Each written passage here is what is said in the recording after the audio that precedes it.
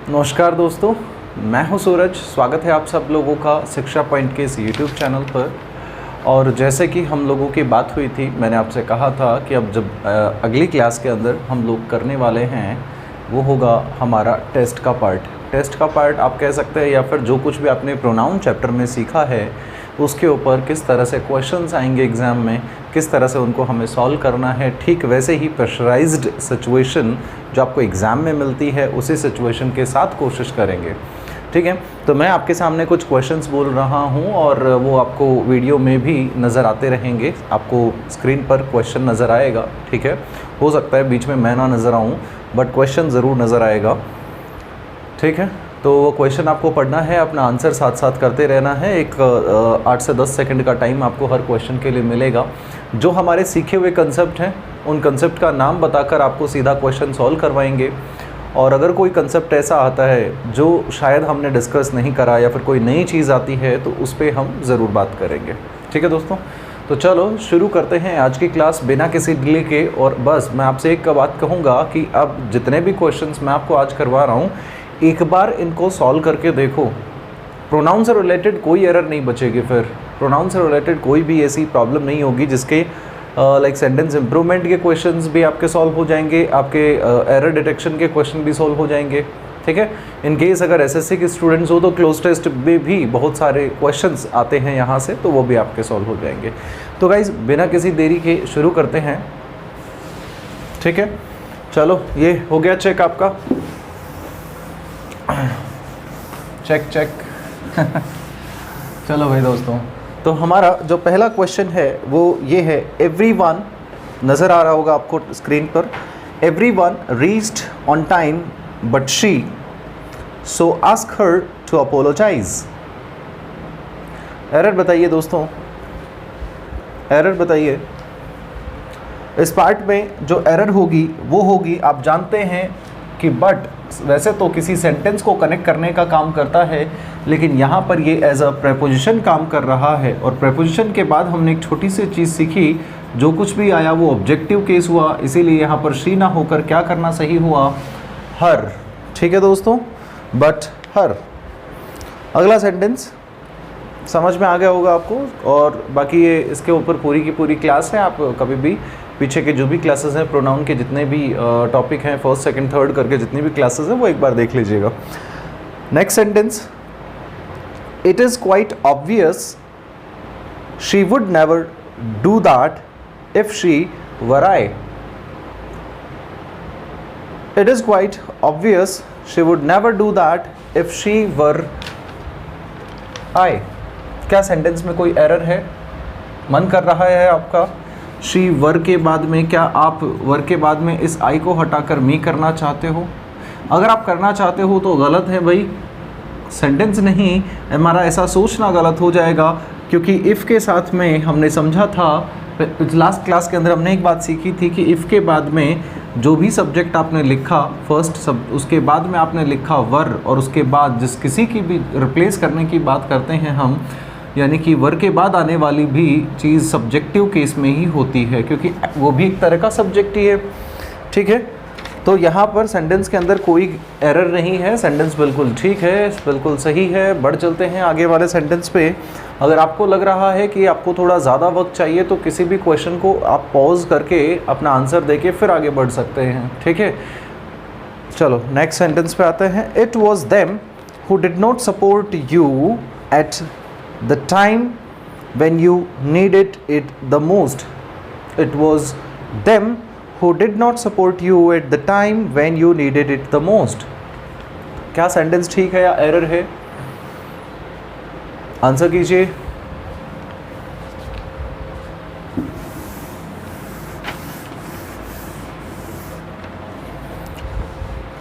हमने एक चीज़ सीखी थी, देखो इसमें जो सही आंसर होगा वो क्या होगा, आपको नज़र आ रहा है इट वॉज देम। इसे हमें क्या करना पड़ेगा, इम्प्रूव करना पड़ेगा। यहाँ पर इट वॉज देम की बजाय हमें लिखना पड़ा इट वॉज दे। हमने समझा था इट के बाद कभी कभी आने वाला जो कुछ हुआ वो अपने आप में हुआ डमी सब्जेक्ट। क्या हुआ दोस्तों? Dummy subject. और सब्जेक्ट है तो कुल मिलाकर सब्जेक्टिव केस में ही होगा। ठीक है, प्रोनाउन की सेकंड क्लास, थर्ड क्लास अगर आप सीखते हैं तो उसमें ये चीज़ आपको नज़र आ जाएगी।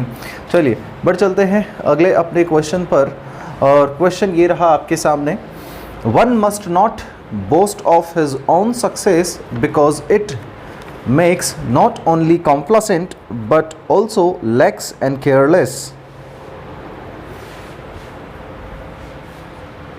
चलो दो शब्दों का मतलब बता देता हूं मैं आपको। एक इसमें आया है कॉम्प्लासेंट, शब्द आया है आपके सामने, क्या? कॉम्प्लासेंट।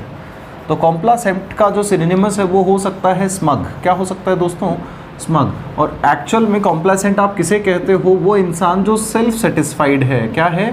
Self satisfied. अब सेल्फ सेटिस्फाइड से मतलब क्या है मेरा, कि वो जो आत्म संतुष्ट, ये पॉजिटिव वाला नहीं है। ये शब्द वो है जिसके अंदर एक तरह से किसी के भी व्यक्ति के मन में ये रहता है कि बस ठीक है यार, मैं कर लूँगा अपने आप, मुझे ज़रूरत नहीं है किसी के सपोर्ट की।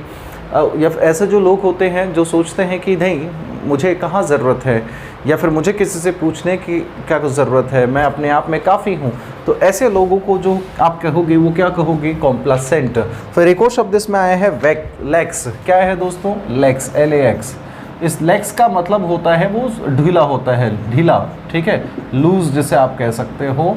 बट यहाँ पर आपको ढीला बनाने का मतलब आपको केयरलेस, लापरवाह आप समझ सकते हो। केयरलेस वही एकदम से आपको लाइक आलसी बना सकती है। हाँ, यहाँ पर आप आलसी इसका मतलब ले सकते हो, केयरलेस आपको बना सकती है, ये सारी चीज़ें। तो सेंटेंस के अंदर एरर क्या रहा दोस्तों? देखिए, हमने एक छोटा सा कंसेप्ट सीखा था कि वन की जब भी बात की जाए, अगर इसे हमने यूज़ किया है जनरल सेंस में, कौन से सेंस में दोस्तों? जनरल सेंस में, तो हमेशा वन के साथ में आप वन के का ही सब्जेक्टिव केस, ऑब्जेक्टिव केस, चाहे पॉजेसिव केस, सारे के सारे हमें किसके हिसाब से यूज़ करने की ज़रूरत पड़ी? वन की। लेकिन इस सेंटेंस में वन के साथ लिखा हुआ है हिज, तो हमें इम्प्रूवमेंट जो करना हुआ, वन मस्ट नॉट बॉस्ट इसके बाद से ऑफ हिज ऑन सक्सेस को हटाकर ऑफ वंस ऑन सक्सेस, ठीक है, वन के साथ एपोस्ट्रोफी एस और ऑन सक्सेस, ये आपको लिखना पड़ा, ठीक है। आ जाओ अगले सेंटेंस पे। Sophia found Rajat better than he, so she left him. Sophia found Rajat better than he, so she left him. बताइए अपना आंसर, अपना आंसर बताएं।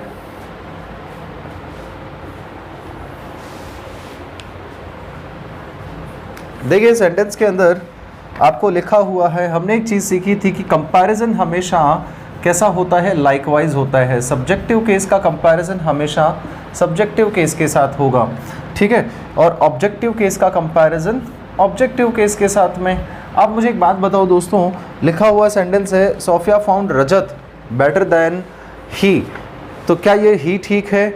अरे भाई, सोफिया का कंपैरिजन ही के साथ है या रजत का कंपैरिजन ही के साथ है?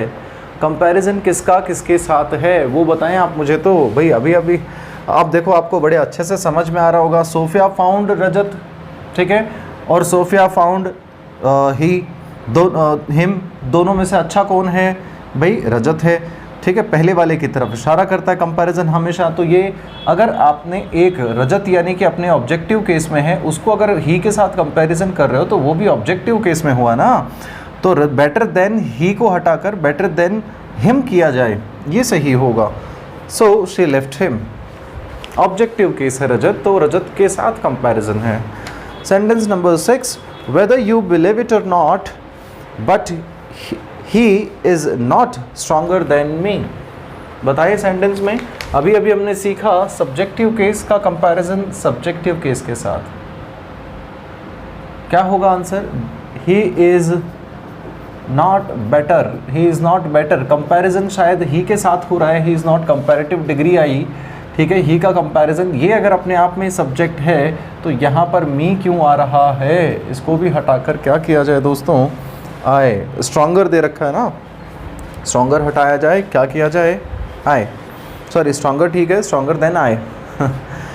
Next question, whom do you know has stolen my watch? Answers please.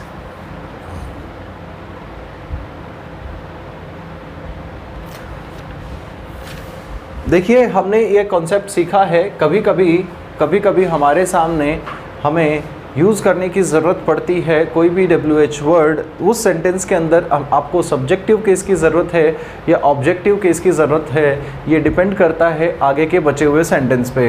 अब कभी कभी हमें एक सेंटेंस के बीच में एक छोटा एकदम से इंडिपेंडेंट सेंटेंस मिल जाता है जिसका बाकी के सेंटेंस से कोई लेना देना नहीं, वो अपने आप में एक अलग सेंटेंस होता है। तो इस सेंटेंस के अंदर भी आपको एक अलग से सेंटेंस दिया है, डू यू नो, ठीक है, ये एक अलग सेंटेंस है। अगर हैज़ स्टोलन माई वॉच अगर देखा जाए तो उसके साथ में आप अगर चाहेंगे तो ये वर्ब आपको दी गई है और वर्ब के लिए आपको ज़रूरत किसकी पड़ी, सब्जेक्ट की। तो शुरुआत में लिखा हुआ ये जो whom है, इस whom को हटाकर यहाँ पर करने की ज़रूरत पड़ी आपको, क्या, who। सही सेंटेंस हुआ who do you know has stolen my watch। Exam आपको कंफ्यूज करने के लिए जो बीच वाला सेंटेंस है ये आपको जानबूझकर सेंटेंस में डालकर देती है, ठीक है।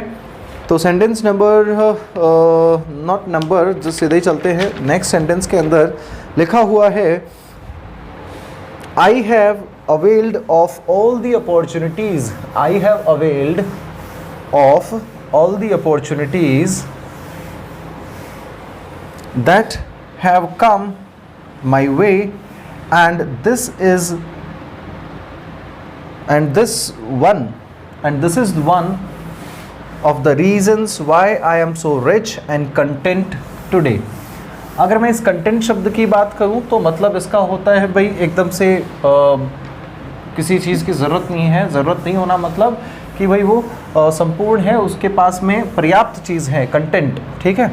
तो कंटेंट का मतलब हुआ पूरा भरा पूरा होना। तो भाई मैं भरा पूरा हूँ, रिच हूँ, तो उसके पीछे क्या है, एक छोटी सी वजह है कि जब कभी भी मेरे रास्ते में कोई भी अपॉर्चुनिटीज़ आई हैं मैंने हमेशा उनको अवेल करा है। तो I have availed of all the opportunities that have come my way and this is one of the reasons, ये उन कारणों में से एक कारण है why I am so rich and content today, ठीक है दोस्तों। अब देखो, अब सेंटेंस में आपका आंसर क्या हुआ। अरे भाई मैंने आपको एक छोटी सी चीज़ सिखाई थी जिसे हमने कहा था रिफ्लेक्सिव प्रोनाउन। क्या कहा था दोस्तों, रिफ्लेक्सिव प्रोनाउन। यहाँ पर एक बार आपको बोर्ड पे देखने की ज़रूरत पड़ी और अब इसे आप समझिए। जब कभी भी हम यूज़ करते हैं अवेल वर्ब तो अवेल के साथ में हमें ऑफ नज़र आता है, ठीक है, अवेल ऑफ, ठीक। लेकिन अवेल ऑफ, जिस भी चीज़ को आप अवेल कराना चाहते हो, अवेल का मतलब हुआ उपलब्ध कराना या हासिल कर लेना, ठीक है। तो उपलब्ध कराया, आपने किसको उपलब्ध कराया, ये चीज़ आपको लिखनी हुई। आपने ऑफ के बाद में नो डाउट जो भी चीज़ लिखी हुई है अपॉर्चुनिटीज़ अपने ऑब्जेक्टिव केस में है, आपने ऑब्जेक्टिव केस दे दिया, लेकिन क्या इस वर्ब को ऑब्जेक्ट मिला क्या। अरे भाई मैंने आपको एक चीज़ समझाई थी कि जब कभी भी आप रिफ्लेक्सिव प्रोनाउन की अगर बात करते हो कहाँ ज़रूरत पड़ती है, ऐसी वर्ब जिसके बाद आपको ऑब्जेक्टिव केस चाहिए ही चाहिए। अगर ऑब्जेक्टिव केस नहीं होता तो आपको किसकी ज़रूरत पड़ती है, रिफ्लेक्सिव प्रोनाउन की। यही चीज़ तो सीखी थी। अरे भाई अवेल के बाद चाहिए ऑब्जेक्टिव केस, आप कहोगे सर ये रहा, भाई ये क्या है, प्रेपोजिशन। क्या आपने मेरे साथ ये चीज़ सीखी है, प्रेपोजिशन को भी अपने बाद क्या चाहिए, ऑब्जेक्टिव केस। तो ये ऑब्जेक्टिव केस तो किसका है, इस प्रेपोजिशन का है। तो इस अवेल का ऑब्जेक्ट कहाँ है, इसीलिए इस अवेल को ऑब्जेक्ट देने के लिए ज़रूरत किसकी पड़ी, रिफ्लेक्सिव प्रोनाउन की, क्योंकि आपके सेंटेंस का सब्जेक्ट है आई और इसी आई के हिसाब से आपको ज़रूरत किसकी पड़ी, माई सेल्फ, ठीक है। तो सही सेंटेंस होगा I have availed myself of all the opportunities that have come on my way. आगे के सेंटेंस में कोई दिक्कत नहीं है। चलिए बढ़ चलते हैं नेक्स्ट सेंटेंस पे। अगला सेंटेंस है can you tell me the reason why you absented from the class, if not call your parents. Answer कीजिए।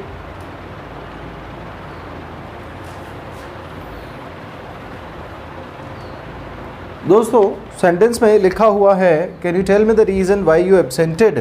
अरे भाई एब्सेंट को याद करो, हमने जब ये चीज़ सीखी थी रिफ्लेक्सिव प्रोनाउन तब भी मैंने आपको बताया था एब्सेंट प्रेजेंट ये ऐसी वर्ब है किसके बाद में आपको ज़रूरत पड़ती है, किसकी ज़रूरत पड़ती है, हाँ ऑब्जेक्ट की। ऑब्जेक्ट नहीं होने पर आपको रिफ्लेक्शन क्रिएट करना पड़ा और रिफ्लेक्शन इसका हुआ कैन यू टेल मी, है ना, वाई यू एब्सेंटेड, यू है तो यू का हो जाएगा योर सेल्फ, ठीक है। एब्सेंटेड योर सेल्फ सही सेंटेंस होगा, एब्सेंटेड योर सेल्फ। फिर आगे के सेंटेंस में कोई गड़बड़ नहीं है, कोई परेशानी नहीं है फ्रॉम द क्लास, ठीक है। बढ़ चलते हैं अगले क्वेश्चन पे। क्वेश्चन नेक्स्ट है, neither of four brothers supported me for my business and now they are asking me to support them. क्या सेंटेंस ठीक है?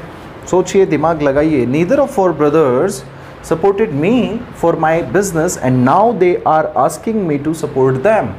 क्या सेंटेंस ठीक है और you want some improvement in it?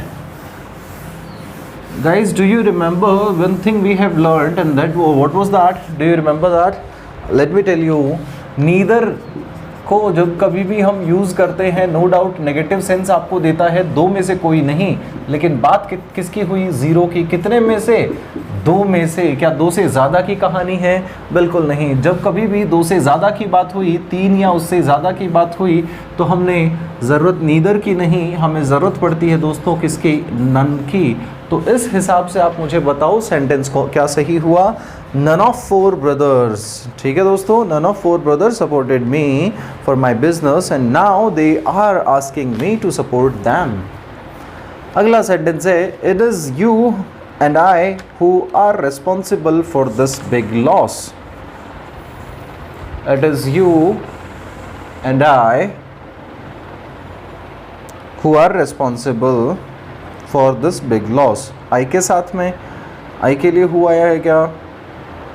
नहीं, एंड से जुड़े हुए हैं। यू एंड आई दोनों के लिए हुआ है। बताओ आंसर। अरे सिंपल सेंटेंस में देखो कैसा एक्ट है, बैड एक्ट है कि नहीं है? हाँ, रिस्पॉन्सिबल फॉर दिस लॉस, बात हमने लॉस के लिए हम जिम्मेदार हैं भाई, हमसे गड़बड़ी हो गई। तो सेंटेंस के अंदर अगर आपको बैड एक्ट नज़र आता है तो आपको याद है 1 2 3 के सेंस में आपको यूज़ करने की ज़रूरत हुई प्रोनाउन को, ठीक है। चाहे वो सब्जेक्ट के साथ आ रहे हों, चाहे ऑब्जेक्ट की जगह में हों, प्रोनाउन का जो पर्सन है, first person, second person, third person, bad act में हमें इस सेंस में यूज़ करने की इजाज़त है। यहाँ पर लिखा हुआ है इट इज़ यू और एंड के बाद लिखा हुआ है आई। तो देखो अब सेकंड पर्सन पहले, फर्स्ट पर्सन बाद में है, लेकिन करना इनको रिवर्स है, यानी कि सेकंड पर्सन होगा बाद में, फर्स्ट पर्सन होगा पहले। सही सेंटेंस हुआ, it is I and you who are responsible for this big loss. ये चीज़ हम सीख चुके हैं पहले ही। बढ़ चलते हैं अगले सेंटेंस की तरफ। लिखा हुआ है one of my classmates has forgot one's book in the classroom. Sentence के अंदर बताएं क्या एरर है?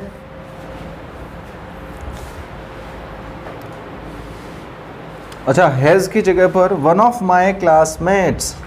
भाई देखिए, जब आप बात किसकी कर रहे हो? वन की। ऑफ के बाद में आया हुआ जो कुछ भी है वो आप जानते हो प्रेपोजिशन के बाद ऑब्जेक्टिव केस में आता है। ऑब्जेक्टिव केस का वर्ब से कोई लेना देना नहीं, और इस वन के हिसाब से वर्ब क्या हुई? सिंगुलर, ठीक है भाई। One of my classmates, classmates तो अपने आप में ऑब्जेक्टिव केस हुआ, वन के लिए आप हैज़ यूज़ करोगे, कोई दिक्कत नहीं है। फिर हमने थोड़ी देर पहले भी सीखी थी ये बात कि वन के लिए आप हमेशा क्या यूज़ करते हो? वन के लिए हमेशा आप ऑब्जेक्टिव केस ही तो यूज़ करते हो कि नहीं करते हो? अगर ऑब्जेक्टिव केस ही आप यूज़ करते लाइक वन के लिए आप वन वाला ही यूज़ करते हो, है ना, चाहे वो आप सब्जेक्टिव केस हो, ऑब्जेक्टिव केस हो, चाहे पॉजिटिव केस हो। लेकिन यहाँ पर हम जिस चीज़ की बात करना चाह रहे हैं, ये वन क्या जनरल सेंस है या स्पेसिफिक है? भाई स्पेसिफिक है ना। हर कोई अपनी किताब भूल गया, ये बात सब पे लागू हुई, या मेरे क्लासमेट्स में से किसी एक के ऊपर स्पेसिफिक सेंस हुआ, तो इस वन के लिए आप वंस नहीं यूज़ करके क्या यूज़ करेंगे? His notebook. ठीक है दोस्तों, his book in the classroom. Next sentence is each of the persons is free to voice their opinion regarding the status quo of the country. Each of the person is free to voice their opinion regarding the status quo of the country. बताएं दोस्तों इसमें क्या गड़बड़ है? अपना अपना answer दीजिए।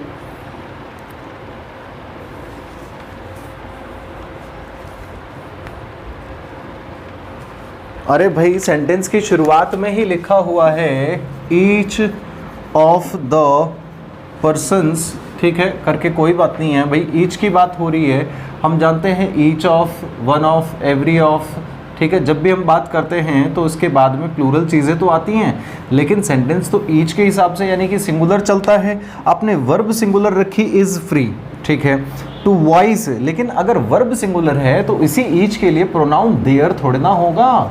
इस देयर को हटाकर यहाँ पे ज़रूरत किसकी है, हिज की, हिज, ठीक है दोस्तों। बड़ा ही सिंपल क्वेश्चन था, आसानी से कर पाएंगे। नेक्स्ट क्वेश्चन पे आ जाते हैं। He is the man whom I thought came yesterday from Mumbai। देखिए सेंटेंस स्क्रीन पे है आपके, he is the man whom I thought came yesterday from Mumbai।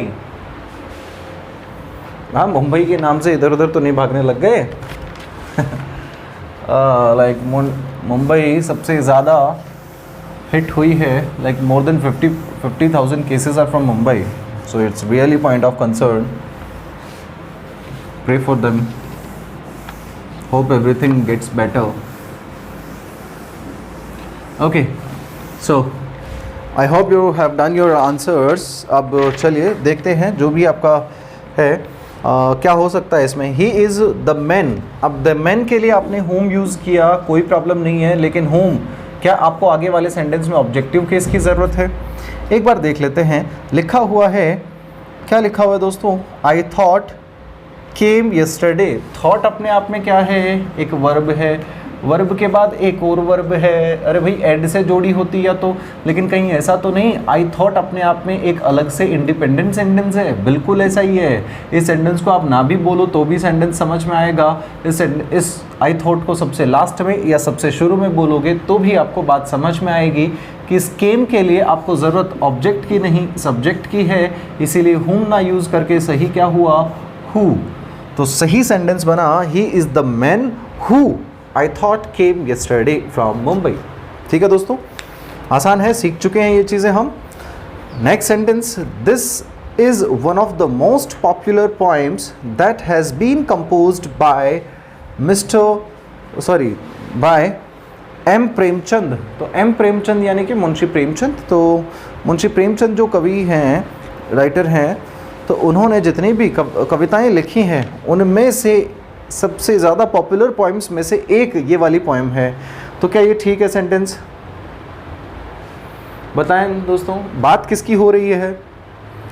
देखिए यहाँ पर आपका दैट, गौर से देखिए इस दैट को। अगर आप दैट यूज़ कर रहे हो तो किसके लिए कर रहे हो? पोएम्स के लिए। इससे पहले जो शब्द आया है पोएम्स, इस पोएम्स के अंदर जो शब्द आपने दैट यूज़ किया, अगर ये दैट सब्जेक्ट बन रहा है आने वाले सेंटेंस में, तो ये मुझे बताओ ये दैट सिंगुलर के लिए यूज़ हुआ या प्लूरल के लिए? प्लूरल के लिए यूज़ हुआ ना, तो प्लूरल के लिए यूज़ हुआ है तो ये सब्जेक्ट प्लूरल हुआ। और प्लूरल के लिए आपको हैज़ नहीं, ज़रूरत किसकी पड़ी? हैव की। तो सही सेंटेंस हुआ, this is one of the most popular poems that have been composed by Munshi Premchand, M Premchand. ठीक है दोस्तों, अगला sentence, this is the best phone which you can buy below 20,000 rupees. क्या ये सेंटेंस ठीक है? आंसर दें। बड़ा ही सिंपल सा आंसर हो सकता है इसका, बस आपको थोड़ा सा सोचने की ज़रूरत है। आप ये चीज़ें सीख चुके हैं, मेरे बोलते ही ये आंसर सॉल्व हो जाएगा।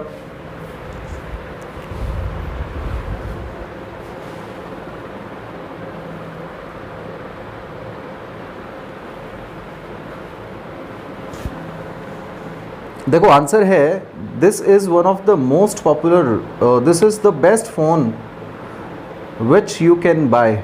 अरे भाई देखो, हमने एक चीज़ सीखी है, फ़ोन आपका एंटीसीडेंट है। इस एंटीसीडेंट से पहले आपको नज़र आ रही है सुपरलेटिव डिग्री। सुपरलेटिव डिग्री की जब कभी भी बात होती है तो एंटीसीडेंट के नाम पे जो चीज़ आपके पास चाहे कुछ भी हो, उसके लिए आप सारे तरह के रिलेटिव प्रोनाउन को हटाकर यूज़ करने की कोशिश करते हो। क्या? दैट। तो सही हुआ, this is the best phone that you can buy. ठीक है, अगले सेंटेंस पे आ जाते हैं। Priya, Shivam and Geeta study with each other for the SSC examination. क्या सेंटेंस ठीक है? बताओ दोस्तों।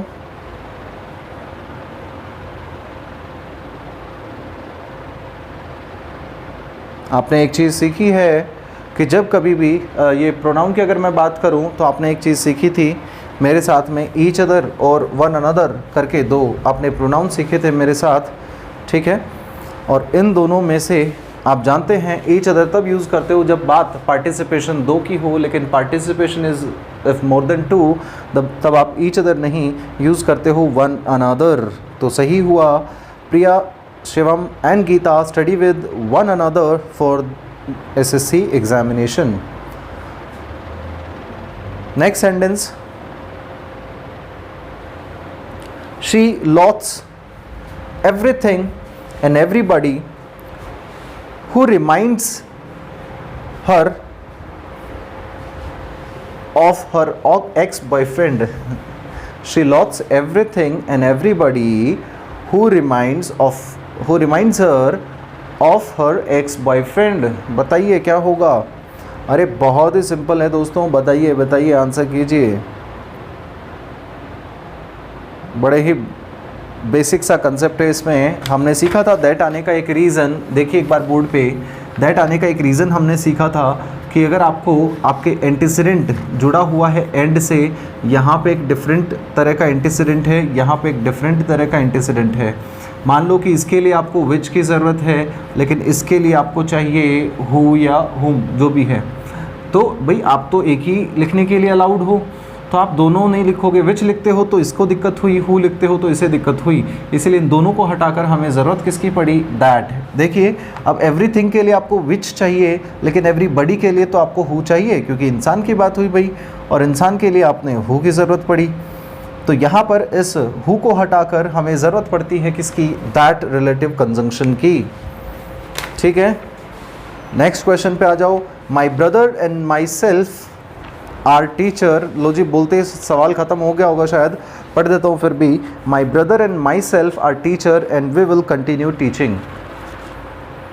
We will continue teaching.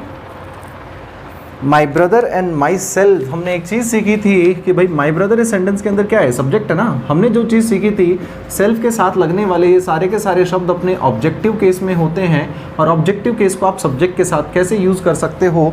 तो शुरू में ही गलत हुआ, सेंटेंस हुआ my brother and I are teacher and we will continue teaching.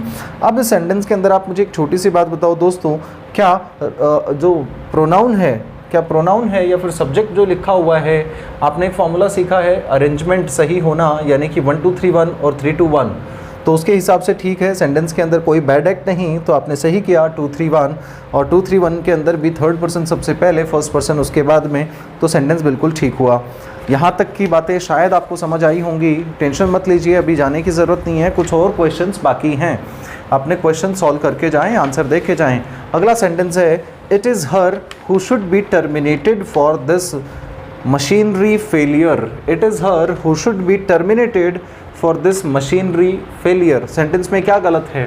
देखो आपको बाकी के सेंटेंस में उलझना नहीं है। मैं अगर सिर्फ सेंटेंस के हर एक शब्द को एक्सप्लेन करता हुआ चलूँगा तो शायद क्या होगा, टाइम ज़्यादा लगेगा, हम वो चीज़ नहीं कर पाएंगे, एग्ज़ाम वाला प्रेशर सिचुएशन तो बचेगा नहीं। तो हमने देखो इस सेंटेंस के अंदर आपका आंसर क्या आ रहा है बताओ? It is her who should be terminated for this machinery failure. हमने एक चीज़ सीखी थी, जब कभी भी आप इट इज़ को यानी कि इट को डमी सब्जेक्ट की तरह से यूज़ कर रहे हो तो वर्ब के बाद भी आपको सब्जेक्टिव केस ही लिखने की ज़रूरत है। इट इज़ हर की जगह हुआ इट इज़ शी, ठीक है। अगला सेंटेंस है you and I are expected to do your duty in the interest of the students. दोबारा पढ़ देता हूँ आप लोगों के लिए। You and I are expected to do your duty in the interest of the students. क्या सही हुआ दोस्तों? ये चीज़ भी हमने सीखी थी जब हमने 2 3 1 और 1 2 3 का कंसेप्ट सीखा था। तब हमने एक चीज़ सीखी थी कि जब कभी भी फर्स्ट पर्सन के साथ चाहे सेकंड आया हो चाहे थर्ड आया हो, है ना, चाहे सेकंड आया हो चाहे थर्ड आया हो, इधर इधर कैसे भी, इनके लिए अगर आपको कोई दूसरा रिलेटिव प्रोनाउन या फिर ऑब्जेक्टिव केस कोई भी चीज़ यूज़ करनी है तो आप हमेशा जो कुछ भी यूज़ करेंगे वो फर्स्ट पर्सन का प्लूरल यूज़ करेंगे। क्या यूज़ करेंगे दोस्तों? फर्स्ट पर्सन का प्लूरल। अब देखो यू और आई आ गया तो भाई फर्स्ट पर्सन कौन हुआ? आई। सेकेंड पर्सन का आपको यू दे रखा है, तो इनके लिए जो प्लूरल है वो क्या हुआ? वी। और अगर आपको आगे के सेंटेंस में ज़रूरत किसकी पड़ी, पॉजिटिव केस की, तो योर नहीं, वी का प्लूरल क्या हुआ, आवर। सही सेंटेंस हुआ you and I are expected to do our duty in the interest of the students, are. ठीक है, next sentence, it is only one of her novels that have been published till date. Sentence देखिए, आराम से sentence देख लीजिए और उसके बाद थोड़ा सा बोर्ड पे आपको आ रहा होगा, समझना होगा कि हम बात किसकी करना चाह रहे हैं।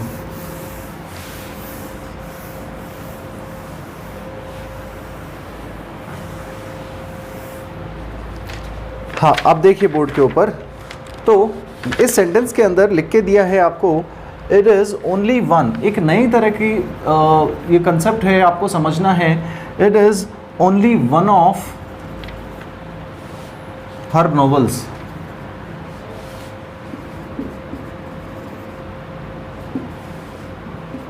That have been published. ये सेंटेंस आपको दिया है, ठीक है। It is only one of her novels that have been published. अब दोस्तों एक छोटी सी बात आपको समझनी है, अगर मैं कहता ओनली वन, कितने नॉवल पब्लिश हुए हैं आप मुझे ये बताओ भाई, नॉवल कितने पब्लिश हुए, उसके जितने नॉवेल्स हैं उनमें से ओनली वन, सिर्फ कितने पब्लिश हुए हैं, ओनली वन, सिर्फ एक। पब्लिश कितने हुए, एक। तो इसके हिसाब से अब देखो, अभी तक हमने सीखा है दैट के साथ में आपका जो कोई भी एंटीसीडेंट बनता है, दैट के साथ जो कोई भी आपका एंटीसीडेंट बनता है, हमें फ़र्क नहीं पड़ता कि वो कहाँ आ रहा है। अगर दैट जिसके लिए यूज़ हुआ है, हमने नॉवेल्स के हिसाब से प्लूरल वर्ब भी तो यूज़ किए हैं।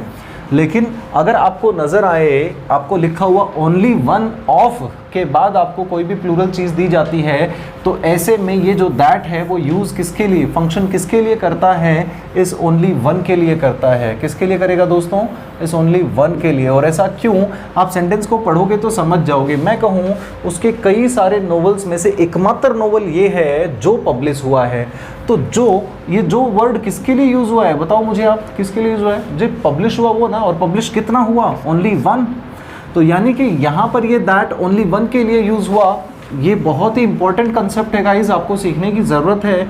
आप इसे अच्छे से देख लीजिएगा, इसी सेंटेंस को बार बार देख लेना, बाकी ज़रूरत पड़ने पर और आगे की क्लासेस में जैसे जैसे एग्जांपल्स आएंगे हम इसको डिस्कस करते रहेंगे। तो यहाँ पर इस दैट के बाद में आपको ज़रूरत किसकी पड़ेगी दोस्तों, हैज़ की। ठीक है, बहुत ही प्यारा कॉन्सेप्ट था, इसीलिए मुझे लगा कि एक बार बीच में से ये स्लाइड्स हटाकर आपके सामने रखा जाए ये कॉन्सेप्ट। ठीक है, तो चलो बढ़ चलते हैं अपने नेक्स्ट सेंटेंस पर। और लग रहा है कि काफ़ी मज़ा आ रहा है आप लोगों को क्वेश्चन सॉल्व करने में, लगे रहो। The committee were divided into its opinion. Sentence लिखा हुआ है the committee were divided into its opinion. बड़ा ही सिंपल सेंटेंस है, शायद कर पाएंगे आप। तो सही आंसर हुआ the committee were divided into its को हटाइए, इट्स को हटाइए, यहाँ पर लिखिए देयर। क्यों, जब बात आप कमिटी, माना कि अपने आप में कलेक्टिव नाउन है, लेकिन इस कलेक्टिव नाउन के लिए ज़रूरत किसकी है आपको, और इस कलेक्टिव नाउन का अगर डिवाइडेड सेंस है, लिखा ही हुआ है इज डिवाइडेड, तो प्लूरल यूज़ होगा। आपने वर्ब तो प्लूरल यूज़ की, लेकिन प्रोनाउन भी तो प्लूरल यूज़ होगा। अगले सेंटेंस पे आ जाते हैं। सेंटेंस नंबर नेक्स्ट, सीधा नेक्स्ट आपकी स्क्रीन पर ये रहा। The ruling party stood for implementation of the bill and was ready to stake their political existence. Answer दीजिए अपना।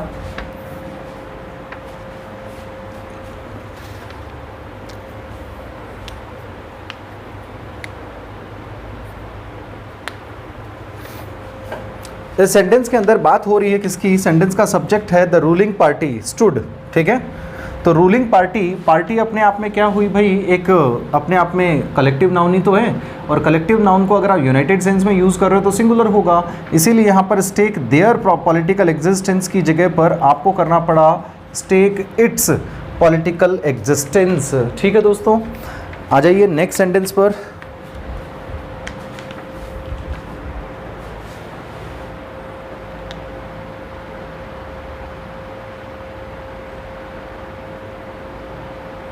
आ जाइए अगले सेंटेंस पे।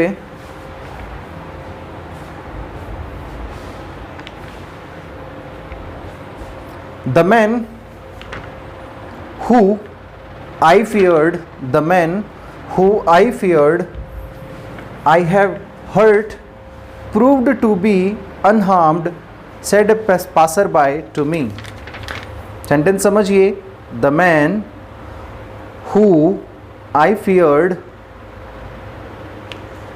आई have hurt proved to be unharmed said a passerby to me.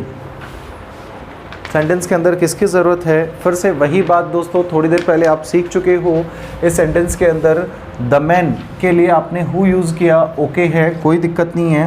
But आगे जो आपका लिखा हुआ है आई फियर्ड, कहीं ऐसा तो नहीं, ये सेंटेंस तो अपने आप में अलग ही सेंटेंस है भाई, आपको कोई फ़र्क नहीं पड़ता। फिर भी आपने आगे देखा आई हैव हर्ट, इस सेंटेंस के अंदर तो भाई सब्जेक्ट है, वर्ब है, ज़रूरत किसकी है? ऑब्जेक्ट की। तो इस ऑब्जेक्ट के लिए हु को किस में कन्वर्ट करना पड़ा? whom। सही सेंटेंस हुआ, the man whom I feared I have hurt proved to be unharmed said a passer by to me। देखिए सेंटेंस के अंदर कहीं कॉमा पंक्चुएशंस की एरर नहीं होती हैं। एग्ज़ाम आपको साफ लिख के देता है कि अगर किसी पंक्चुएशन जैसी एरर्स हैं तो आप उनको अवॉइड कीजिए, ठीक है, उनकी ज़रूरत नहीं है। ठीक, sentence number 27, you should never think, 27 बोल दिया क्या मैंने? चलो कोई बात नहीं है। अगला सेंटेंस देखो, you should never think that it's only your problem. क्या लिखा हुआ है? You should never think that it's only your problem but as a matter of fact it is my as well. क्या सही हुआ? दोबारा पढ़ देता हूँ, you should never think that it's only your problem but as a matter of fact it's my as well, it is my as well. हम जानते हैं इट इज़, लास्ट में जो लिखा हुआ है देखो, इट इज़ माई लिखा हुआ है, it is my as well. हम एक चीज़ जानते हैं, हमने सीखा था ये like my, our, your, his, ये हर, ये सारे के सारे एडजेक्टिव्स होते हैं और ये वो एडजेक्टिव है जिनके बाद नाउन की ज़रूरत है। अगर सेंटेंस में नाउन नहीं तो यानी कि सेंटेंस के बाद आपको किसकी ज़रूरत है भाई? किसी ना किसी नाउन या उसकी जगह रिप्लेस करने वाले प्रोनाउन की। लेकिन ये तो एडजेक्टिव है, इसीलिए इसको हटाकर माई को, इसकी जगह आपको प्रोनाउन लिखने की ज़रूरत पड़ी और वो प्रोनाउन क्या हुआ दोस्तों? It is mine. समझ में आया? ठीक है, यहाँ तक की बातें। चलो आ जाओ अगले सेंटेंस के ऊपर। His mother ordered me to divide the mango into 2 equal halves. ठीक है, ये हाफ्स का प्लूरल है। His mother ordered me to divide the mango into 2 equal halves and distribute it between he and me. Distribute it between he and me. बड़ा ही simple है दोस्तों। Last में देखिए बिटवीन लिखा है ना, अपने आप में एक प्रेपोजिशन है। कितने सारे सवाल हमने सॉल्व किए हैं, बिटवीन के बाद लिखा हुआ है ही एंड मी। ये मी तो चलो ठीक है, बिटवीन अपने आप में एक प्रेपोजिशन है भैया। प्रेपोजिशन के बाद में आपको ही की नहीं ज़रूरत, किसकी है? ऑब्जेक्टिव केस तो हुआ बिटवीन हिम एंड मी। ठीक है, नेक्स्ट क्वेश्चन पे आ जाइए। इन माई ओपिनियन लिखा हुआ है, in my opinion Vivekananda is one of the greatest philosophers that has ever lived on the earth। पढ़िए दोबारा। In my opinion, Vivekanand is one of the greatest philosophers that has ever lived on the earth। Answer बताइए।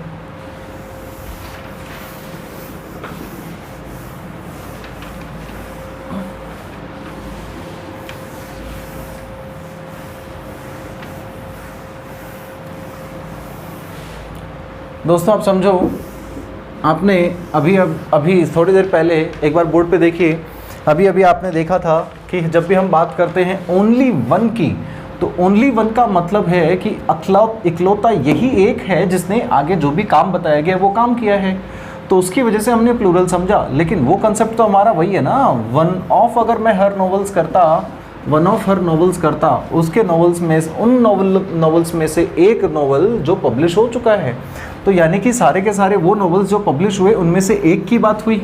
तो यहाँ पर तो novels के हिसाब से आप प्लूरल करते, लेकिन यहाँ पर बात ओनली वन की तो है ही नहीं। ओनली वन होता तो पब्लिश ही एक हुआ है।